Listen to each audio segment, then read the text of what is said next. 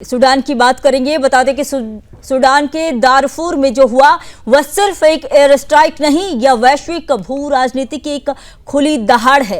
Rapid support force यानी कि RSF के नियंत्रण वाले न्याला एयरपोर्ट पर सूडानी वायुसेना के हमले में यूएई के एक विमान के तबाह होने और लगभग 40 कोलंबियाई भाड़े के सैनिकों की मौत केवल संख्याएं नहीं है, यह संकेत है कि सूडान का गृह युद्ध अब अंतर्राष्ट्रीय हितों और परोक्ष लड़ाइयों की सतह पर उभर आया है। 2019 के बाद से सूडान की राजनीति जटिल गठबंधों और अर्धसैनिक ताकतों के इर्द गिर्द घूम रही है। अप्रैल 2023 के बाद से सेना और आरएसएफ के बीच टकराव ने जनसंहार, विस्थापन और खाद्य संकट की भयावह तस्वीर उकेरी है। अब जब सूडानी सेना ने किसी ऐसे एयरपोर्ट को निशाना बनाया जो आरएसएफ और कथित विदेशी मदद की नांडिया संचालित करता था, तो एक स्पष्ट संदेश है कि विदेशी हस्तक्षेप बर्दाश्त नहीं है। पर सवाल बड़ा है, क्या यह सिर्फ एक आंतरिक सैन्य रणनीति है या क्षेत्रीय शक्तियों की परोक्ष टक्कर का आगाज? यदि रिपोर्ट सही है और कोलंबियाई भाड़े के साथ सैनिक आरएसएफ के साथ सक्रिय थे, तो ये दिखाता है कि सूडान में लड़ाई अब केवल स्थानीय नहीं, निजी सैन्य ठेकेदार, विदेशी उपकरण और द्विपक्षीय समर्थन इस संघर्ष को अंतर्राष्ट्रीय बना रहे हैं। यूएई की मौन प्रतिक्रिया के बाद में सूडानी विमानों पर उड़ान प्रतिबंध की भनक यही बताती है कि बदला और कूटनीतिक दबाव दोनों चल रहे हैं और ये दबाव आगामी दिनों में और तीव्र होंगे। सबसे खतरनाक पहल ये है कि इस हमले ने दक्षिणी पूर्वी अमेरिका और मध्य पूर्व के सुरक्षा ताने बाने को हिला दिया है। अगर एक देश के विमान या भाड़े के सैनिक किसी तीसरे पक्ष के लिए लड़ रहे हैं, तो सूडान की जमीन युद्ध के एक पटल से बढ़कर क्षेत्रीय प्रॉक्सी युद्ध का मैदान बन जाती है। नतीजा मानवीय तबाही और पश्चिमी स्थानीय शक्तियों के बीच ओपन एंडेड टकराव की संभावना है। संयुक्त राष्ट्र और आईसीसी की नजरें पहले से ही दारफूर पर हैं। अब उन्हें सिर्फ अपराध दर्ज नहीं करना होगा, बल्कि ये तय करना होगा कि किन अंतर्राष्ट्रीय हस्तक्षेपों को रोकने के लिए कड़े प्रतिबंध लागू किए जाएं। अगर दुनिया निड से चुप रहेगी, तो सूडान की हर हिलती डुलती हवा किसी बड़े युद्ध के गवाह बन सकती है। दुनिया को अब चुनना होगा कि क्या वे सूडान को क्षेत्रीय सियासत का अखाड़ा बनने देंगे या अंतर्राष्ट्रीय समुदाय एक बार मिलकर इस रक्त रंजित स्याह सफेद नकाशे को बदलने का साहस दिखाएगा, क्योंकि यही निर्णय तय करेगा कि क्या सूडान अगला मिडिल ईस्टर्न का भीषण प्रोजेक्शन बनेगा या क्या दुनिया ने अभी भी उस आग को बुझाने की हिम्मत बचा रखी है। न्याला एयरपोर्ट पर तबाही का मंजर देखा गया। यूएई विमान नष्ट हुए, 40 कोलंबियन मरे इस दौरान।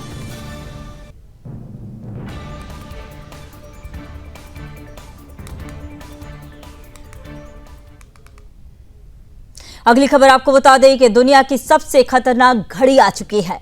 ट्रंप की दी हुई समय सीमा बस कुछ घंटों में खत्म होने वाली है और इसके बाद जो होगा वो पूरी दुनिया के लिए विनाश की घंटी साबित हो सकता है।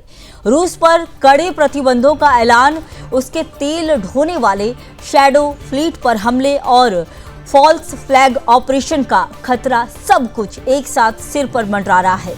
इसलिए पुतिन ने नाटो से सीधी जंग की तैयारी तेज कर दी है। यूरोप के आसमान में अब न्यूक्लियर बादल गहराने लगे हैं, क्योंकि रूस ने अपनी सबसे घातक और अजेय सुपर क्रूज मिसाइल बुरिवेसिंक के परीक्षण का आदेश दे दिया है। ये कोई साधारण मिसाइल नहीं, बल्कि 20 साल तक उड़ान भरने वाली न्यूक्लियर पावर्ड क्रूज मिसाइल है, जिसे गिराना लगभग नामुमकिन है। नाटो ने इसे कोड नेम दिया है SSC-X9 स्काईफॉल और दुनिया इसे फ्लाइंग चेरनोबिल कहती है। ये नोवाया जेमलिया का परमाणु टेस्टिंग साइट फिर से खोल दिया गया है। यह रूस इतिहास के सबसे बड़े धमाके की पटकथा लिख सकता है। वहीं रूस के सहयोगी बेलारूस में युद्ध का मैदान सज चुका है। जापान 2024 के बहाने यूक्रेन की सीमा पर रूसी टैंक MLRS ब्रिगेड और एयर असॉल्ट यूनिट से तैनात है। संकेत साफ है, जरूरत पड़ी तो पुतिन बेलारूस से सीधे नाटो और यूक्रेन पर हमला बोल देंगे। खतरा सिर्फ जमीन तक नहीं सीमित है, बल्कि रूसी विस्फोटक ड्रोन अब नाटो की वायुसेना में घुसने लगे हैं। रोमानिया और लिथुआनिया में गिरे ड्रोन ने यूरोप में दहशत फैला दी है। पोलैंड के कैलिनग्राद बॉर्डर पर टैंक तैनात हैं। आर्कटिक में नाटो की गतिविधियां तेज हो चुकी हैं, लेकिन सच ये है कि आर्कटिक में रूस की पकड़ सबसे मजबूत है। 50 से ज्यादा और परमाणु आइस ब्रेकर के साथ वो किसी भी वक्त ऑपरेशन शुरू कर सकता है। अब मामला साफ है, दुनिया 2 कदम दूर है उस बिंदु से जहां एक गलती सीधे परमाणु युद्ध की ओर ले जाएगी। रूस और नाटो के बीच बढ़ता टकराव अब संभावना नहीं बल्कि तैयार सच्चाई बन चुका है।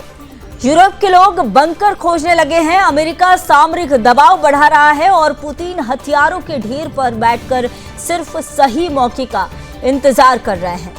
अगर आने वाले घंटों में कोई चिंगारी भड़की तो ये जंग सिर्फ यूक्रेन की सीमा पर नहीं रुकेगी बल्कि पूरी दुनिया को अपनी आगोश में ले लेगी।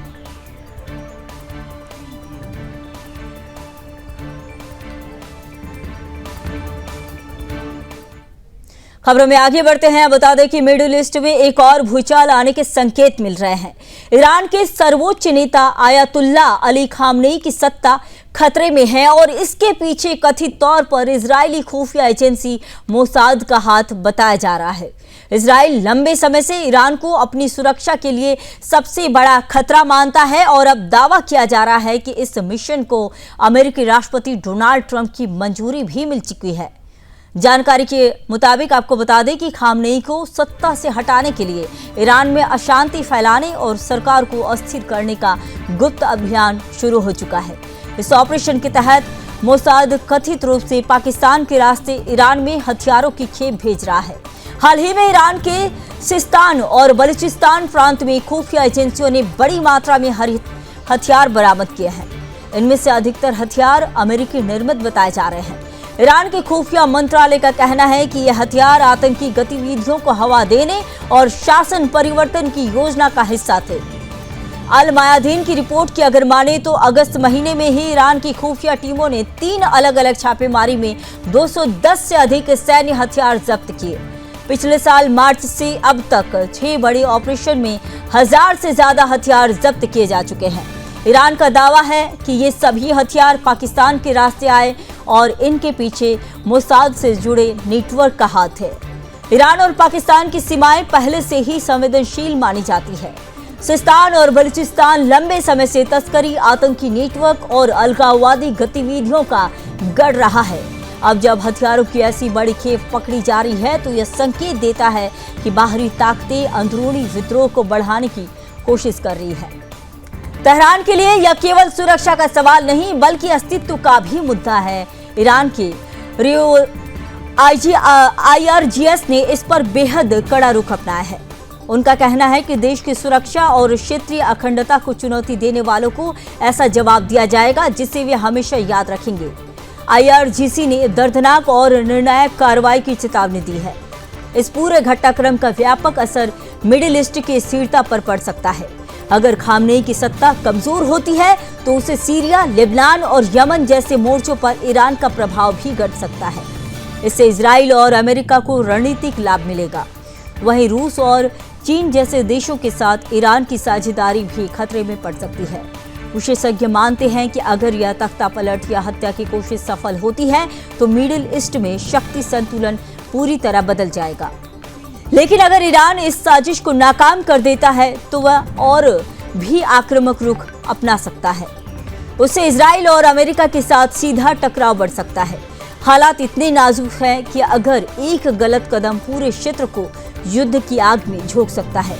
अभी हर दिन, हर रात किसी बड़े विस्फोट या सैन्य कार्रवाई की संभावना बनी हुई है।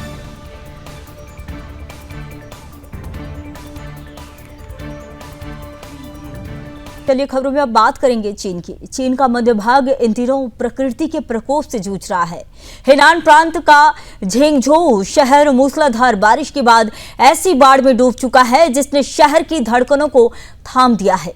यह सिर्फ एक मौसमी आपदा नहीं बल्कि एक चेतावनी है कि जलवायु परिवर्तन और शहरी तैयारी के बीच अंतराल कितना घातक हो सकता है। लगातार 48 घंटे से अधिक समय तक हुई बारिश ने शहर की जल निकासी प्रणाली को ठप कर दिया है। सड़कें, मेट्रो स्टेशन, हाईवे सब पानी में डूब गए हैं। कुछ जगहों पर पानी का बहाव इतना तेज था कि कारें बह गई और लोग ऊंची इमारतों की ऊपरी मंजिलों पर शरण लेने को मजबूर हुए।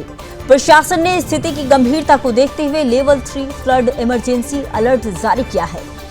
झेंगझोउ में सार्वजनिक परिवहन, स्कूल, कॉलेज और बाहरी गतिविधियां रोक दी गई हैं।